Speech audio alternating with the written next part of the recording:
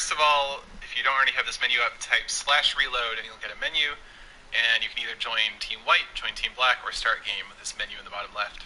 So I'll join Team White, which is the first team to move, and I'll click Start Game.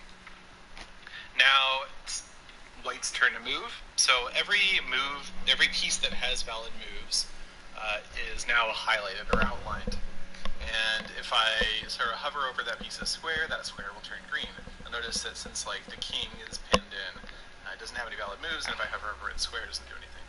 Let's do the classic opening move, pawn to king 4. By the way, I have no chess strategy knowledge at all, so I actually had to do quite a bit of reading to implement the rules engine. So the pawn has a valid move. Now I'm going to move for Team Black. I have a special debug mode set up that lets me play for both teams. Normally you wouldn't be able to make that move for a team that you're not on.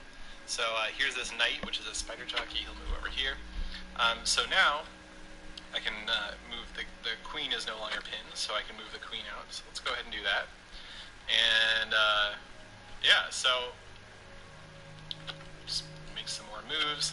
Now if I select the queen, it's got a lot of different options for where it can move, and if I highlight any of those squares, it'll show up. Let's go ahead and have the queen move over here.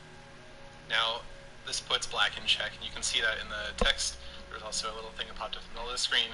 So black is in check, and that means that the queen is threatening a black king. So you'll notice that the pawns no longer are highlighted for black.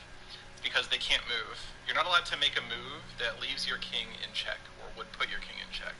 So the only valid moves are basically from one of these 3 pieces to take the queen. So if I select the queen, you'll notice, well, that's the only move, even though normally you should be able to move diagonally. Same for the king. The only valid move is to take the queen, because otherwise the king will be left in check. So this was the part that was very hard to get right, making sure that you couldn't make a move that will